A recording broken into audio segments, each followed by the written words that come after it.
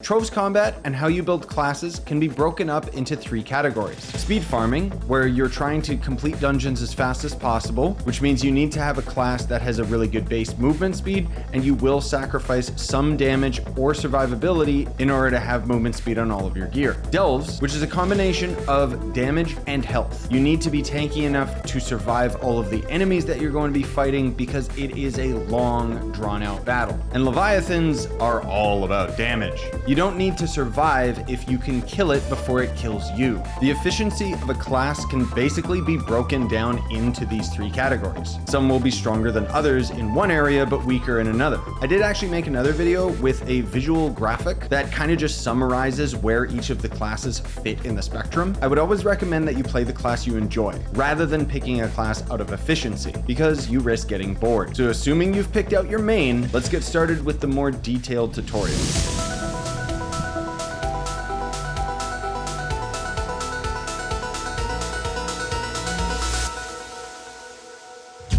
Ice Age is one of those classes that used to be really good at speed farming, but now it kind of falls into the category of delves. Your base attack is going to deal most of your damage, but your right click is going to be great for dealing with mobs of enemies, which is why delves is such a good fit for the class. But it's also a really good boss killer. Subclass ability is going to either be Lunar Lancer, just because when you go big mode, you get a little boost of attack speed and a lot of damage.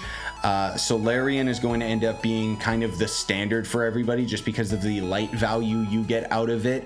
But for my money, I almost always end up using the Knight subclass ability, which I know seems stupid, but I like having the extra flash so that I can spam flash. And then on top of that, I primarily focus on speed farming, which is why I like having that extra mount movement speed. But another decent one, especially if you're focusing on the delves, is actually going to end up being Pirate Captain, Fey Trickster, or heck, even the Tomb Raiser's ability can be okay. So the gear stats that you're going to focus on with the Ice Age are going to vary, but generally speaking, you'll have attack speed and movement speed, except when you're trying to be a boss killer, then you might want to sacrifice the movement speed for crit damage instead. The only reason you want to have the attack speed is you will be able to have max attack speed, which is 300%, with your base attack. Now that said, your ultimate ability is going to throw your attack speed up to like over 1,000, but that's just a visual indicator. The maximum attack speed is hard capped at 300%. Now, the 3 crystal ring hidden effects are going to be Nice Ice Baby, which the Big Chill summons an ice crash on the player.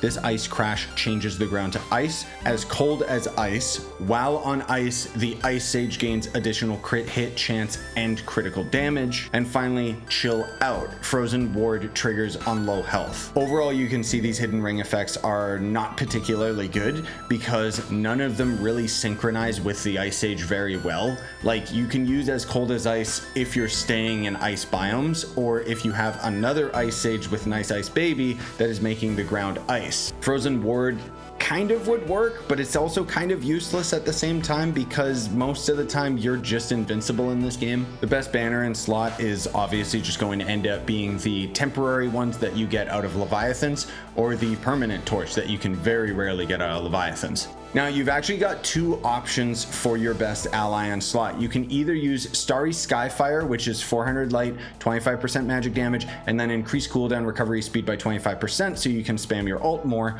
or you can use Orchian, which is out of Paragon, and instead of giving you the cooldown reduction, gives you the movement speed boost. Orchian is right here, and as you can see, is quite expensive if you don't have like the Paragon marks and whatever else. Meanwhile, from the hub, if you come up over here, this is where the Grand Orrery is, which is the skill tree in the game. And from the middle, you're gonna go all the way over here to get Starry Skyfire as an ally. But what stats should you prioritize in the skill tree? Well, I primarily focus on the life leech node, the movement speed nodes, the light nodes, and the damage nodes. Keeping in mind that my skill tree is set up for a physical damage character because I main Shadow Hunter, but if you're a magic damage character, you would instead remove these nodes and get these ones instead. Don't forget to grab these nodes as well, because this will give you a lot more crit damage. Now, as far as your flasks are concerned, these are pretty much all going to end up being the top options without much variety between them.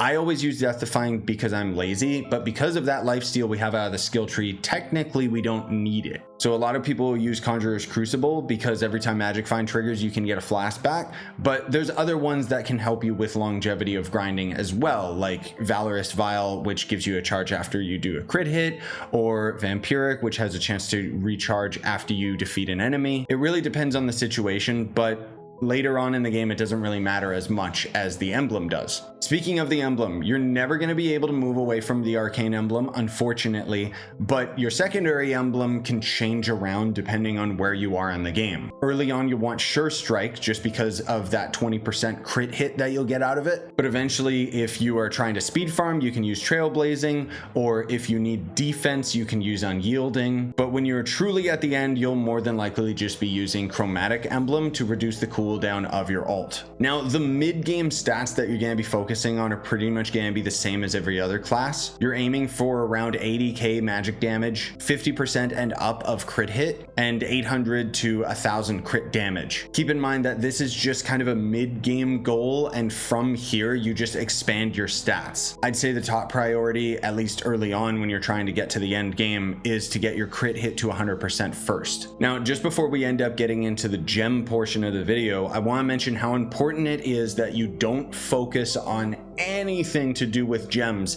until you've gotten your class to level 30. I get the question a lot of like, how can I increase my PR or get stronger? And then I always realize that the person asking this usually isn't even max level yet. And max level gives you a huge boost of power because you'll unlock all of the gem slots. Now, I am also going to mention that I'm not 100% coefficient on my characters. I don't really care about that. This video is most of all to make this as digestible as possible. So I'm going to show you what my gems are and give you an idea of what you can follow, but you can change it up as you see fit. So ignoring the physical damage, because I only have a good set of gems on my physical characters, you're going to focus on having 3 of your lesser gems with 2 boost magic damage, 1 boost crit damage, no boost crit hit until you have 100% crit hit. Then you can cycle that off for max health. But then the other 3 lesser gems are going to be 2 boosts to crit damage, 1 boost magic damage, and then again no boost to crit hit or max health. Your empowered gems can kind of be a variety between those, but for my money, I just have 2 boosts in the raw damage type, 1 boost crit damage, no boost to max health or crit damage. Now, the cosmic gems are obviously very different because you have to have all of the boosts into light, and then the extra stats are just going to end up being magic damage and crit damage. Now, as far as the empowered gem abilities, you definitely want to have the class gem ability because this thing is god tier. It basically makes it so that your basic attack now freezes an enemy for 1 second on the first hit,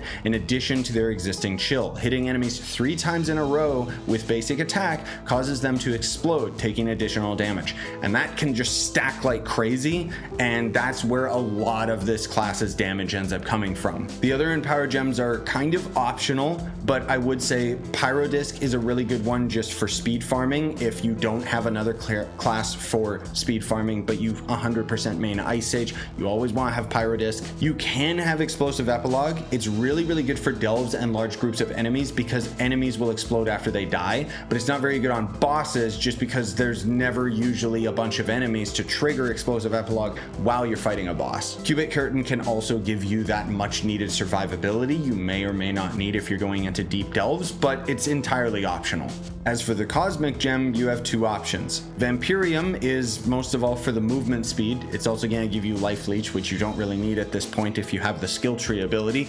But more importantly, you're going to be using Berserk Battler because as you deal damage, it's going to slowly increase your life. And that's going to do it for the Ice Sage tutorial. I'm sorry that this video in particular took a little bit longer than expected. I've been dealing with a lot of technical issues just because I mentioned this a couple weeks back, but I completely changed a lot of my setup and I'm still dialing it in. I'm still tweaking things. You wouldn't really think that it lasts this long, but there's just been like these little issues here and there that pop up that I'm just trying to kind of get used to. There's also been a lot of real life stuff going on that I'll talk about in another video soon.